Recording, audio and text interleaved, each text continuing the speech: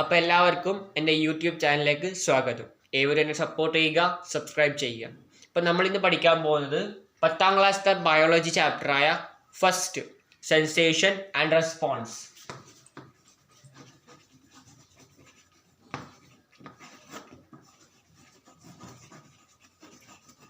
ഇതാണ് നമ്മൾ ഇന്ന് ഡിസ്കസ് ചെയ്യാൻ പോകുന്നത്. അപ്പോൾ ഇതിൽ നമുക്ക് കുറേ കാര്യങ്ങൾ പഠിക്കാനുണ്ട്. എന്താണ് ബ്രെയിനിനുള്ളിലുള്ള സ്ട്രക്ചേഴ്സും കാര്യങ്ങളും അതിൻ്റെ എക്സ്പ്ലനേഷൻ കാര്യങ്ങളൊക്കെ പഠിക്കാനുണ്ട്.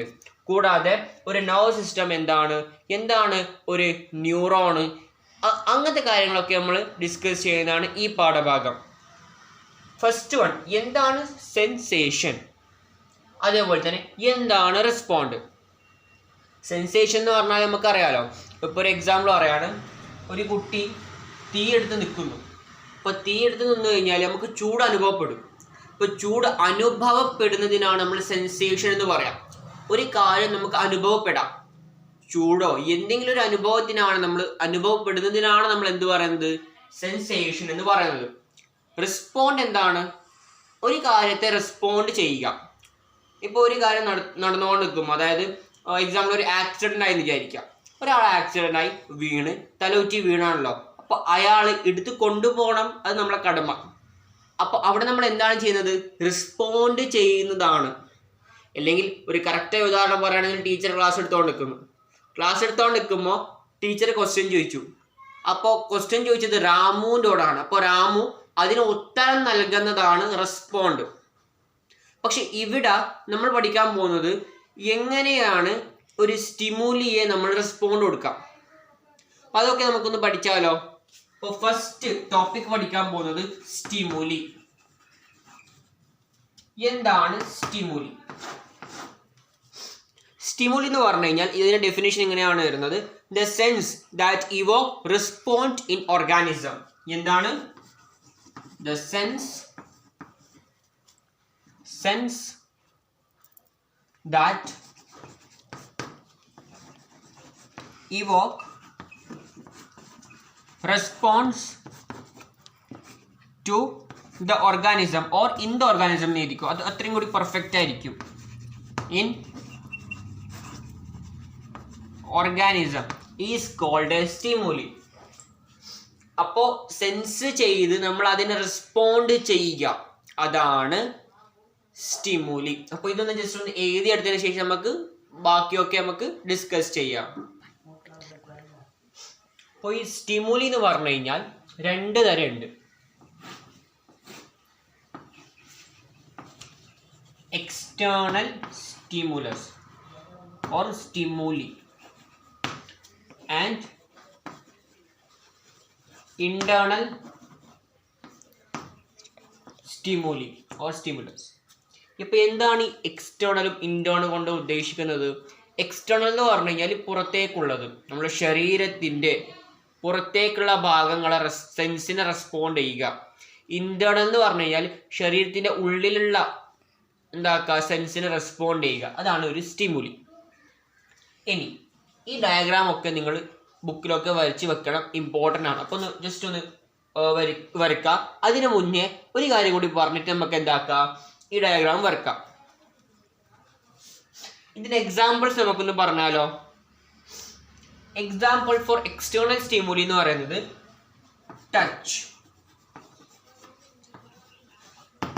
ടച്ചും അതേപോലെ ഹീറ്റും. ഞാൻ വിശദീകരിച്ചാൽ ജസ്റ്റ് പറഞ്ഞതേ ഉള്ളൂ. അതേപോലെ ഇതിന്റെ എക്സാമ്പിൾ വരുന്ന എന്താണ്, ഹങ്കർ,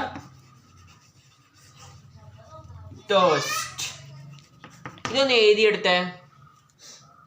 അപ്പോൾ ഇതാണ് നമുക്ക് നോട്ടിൽ എഴുതാനുള്ള കാര്യങ്ങൾ. ഇനി സ്റ്റിമുലി എന്താണെന്ന് മനസ്സിലായല്ലോ.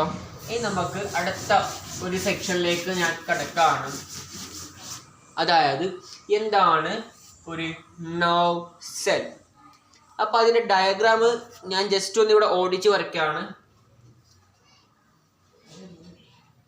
ഇതേപോലെ തന്നെ നിങ്ങൾ എന്താക്കണം, നിങ്ങളെ നോട്ടിലും വരച്ച് വെക്കേണ്ട ഒരു ഡയഗ്രാം തന്നെയാണ്.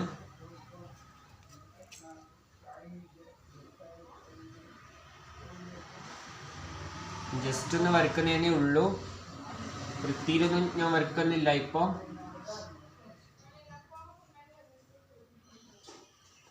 ഇവിടെ ഒരു സെൽ ബോഡിയൊക്കെ ഉണ്ടാകും. ഇങ്ങനെയാണ് നമ്മൾ ഫിഗർ വരയ്ക്കേണ്ടത്. നമ്മളൊക്കെ വൃത്തിയിൽ വരയ്ക്കാൻ സമയം എടുത്തിട്ട്. ഓക്കെ, ഇങ്ങനെയൊക്കെയാണ് വരുന്നത്. അപ്പോൾ ഇങ്ങനെ പോയി ഇവിടെ എന്താവും, ഒരു ജംഗ്ഷനായി മാറി. അപ്പോൾ ഇത് ഇങ്ങനെയായി മാറും. അപ്പോൾ ഇതിൽ വരുന്നത് ഇങ്ങനെയാണ്. ഇവിടെ കുറേ ഇങ്ങനെ ഇതൊക്കെ വരും. ഇവിടെ ഡോട്ട്സുകളൊക്കെ ഉണ്ടാകും. അപ്പോൾ ഇങ്ങനെ വരയ്ക്കാം. ഞാൻ ജസ്റ്റ് ഒന്ന് ഓടിച്ചു പോയതേ ഉള്ളൂ. ഈ ഒരു റഫ് ഫിഗറാണ് ഞാൻ വരച്ചത്. ഇനി ഇവിടെ നമ്മൾ സ്വാൻ ഷെല്ലുകളും അതൊക്കെ കാണിക്കണം.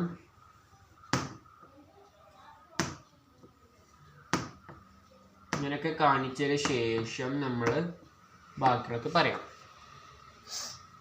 അപ്പോൾ ഇതാണ് നമ്മളൊരു നെർവ് സെല്ല്. ഈ ഡയഗ്രാമത്തിൽ നമ്മൾ പഠിക്കാനുള്ളത് എവിടെയൊക്കെയാണ് ഡെൻഡ്രോണ്, ഡെൻഡ്രൈറ്റ്, ആക്സോണ്, മൈലിൻ ഷീത്ത്, ആക്സോണൈറ്റ് ഒക്കെ ഉള്ളത്. സിനാപ്റ്റിക് നോബ് എവിടെയാണെന്നൊക്കെ നമ്മൾ കണ്ടുപിടിക്കണം. അപ്പോൾ ഈ ഒരു ഫിഗർ എപ്പോഴും 10ാം ക്ലാസ്സിലെ ലാസ്റ്റ് എക്സാമിൽ അല്ലെങ്കിൽ ഫൈനൽ എക്സാമിലൊക്കെ ചോദിക്കാറുണ്ട്. അപ്പോൾ ഇത് നമ്മൾ ആദ്യം സബ് ടോപ്പിക്കായിട്ട് പഠിക്കുക. അതിനുശേഷം അടുത്ത ടോപ്പിക്കായ ബ്രെയിനിൻ്റെ കാര്യങ്ങളൊക്കെ ഞാൻ അടുത്ത ക്ലാസ്സിലിടും. ഇതാദ്യം ഞാൻ ക്ലിയർ ചെയ്ത് തരാം. ഇതാണ് ഡെൻഡ്രൈറ്റ്, ഇതാണ് ഡെൻഡ്രോൺ.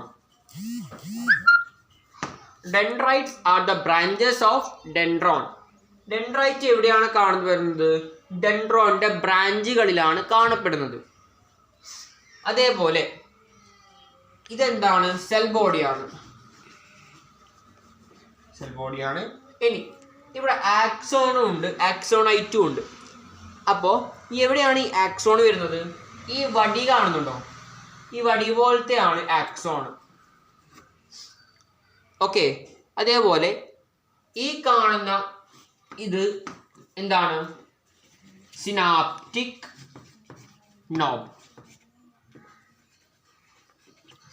ഇതാണ് സിനാപ്റ്റിക് നോബ് എന്ന് പറഞ്ഞാൽ.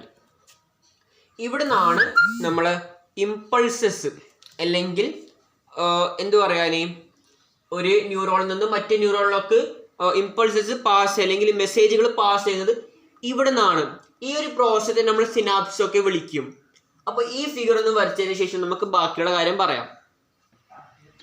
ഓക്കെ, അപ്പോൾ ഫിഗർ വരച്ചതിന് ശേഷം നമുക്കത് എന്താന്നൊക്കെ പരിചയപ്പെട്ടാലോ. ഒന്നാമത് വരുന്നത് ഡെൻഡ്രൈറ്റ്. അപ്പോൾ എന്താണ് ഡെൻഡ്രൈറ്റ് എന്ന് പറഞ്ഞു കഴിഞ്ഞാൽ? ഡെൻഡ്രൈറ്റ് എന്ന് പറഞ്ഞു കഴിഞ്ഞാൽ branches of dendron. Branches of dendron. അപ്പോൾ ഡെൻഡ്രോണുകളുടെ ബ്രാഞ്ചസ് ആണ് ആര്? ഡെൻഡ്രൈറ്റുകൾ. അത് ഒന്നാമത്തെ ഭാഗം. രണ്ടാമത്തെ ഭാഗം എന്താണ് ഡെൻഡ്രോൺ? ഡെൻഡ്രോൺ എന്ന് പറഞ്ഞു കഴിഞ്ഞാൽ part projecting out from the cell body. എന്താണ് അതിന്റെ കറക്റ്റ് ഡെഫിനിഷൻ തന്നെ പഠിച്ചു വെക്കേണ്ടതാണ്. Part projecting out from the cell body. Cell ബോഡിയിൽ നിന്ന് കുറച്ചൊന്ന് പുറത്തേക്കുള്ള ഒരു ഭാഗമാണ് ഡെൻഡ്രോൺ. അതായത് നമ്മൾ ഇങ്ങനൊരു ഫിഗർ ആണെങ്കിൽ, ഇതൊരു ഫിഗർ ആണെങ്കിൽ ഇങ്ങനെയാണല്ലോ വരുന്നത്.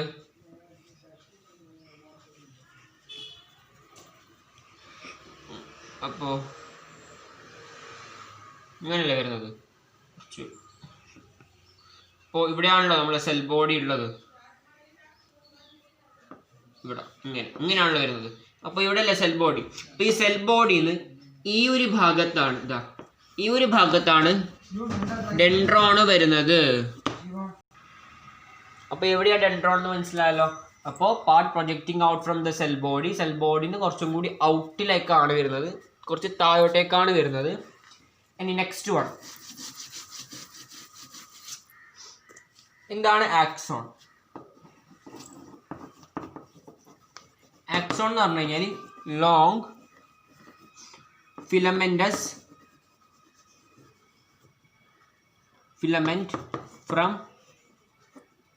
the ഇവിടുന്നാണ് ഫ്രം ദ സെൽ ബോഡി. അതായത് നമ്മൾ കണ്ട ഇങ്ങനത്തെ ഒരു ലോങ് ഫിലമെന്റ് ഇല്ലേ, അതിന്റെ മുകളിൽ ഇങ്ങനത്തെ ഒക്കെ കണ്ടില്ലേ, നമ്മൾ ഇങ്ങനത്തെ പാർട്ടുകളൊക്കെ കണ്ടില്ലേ,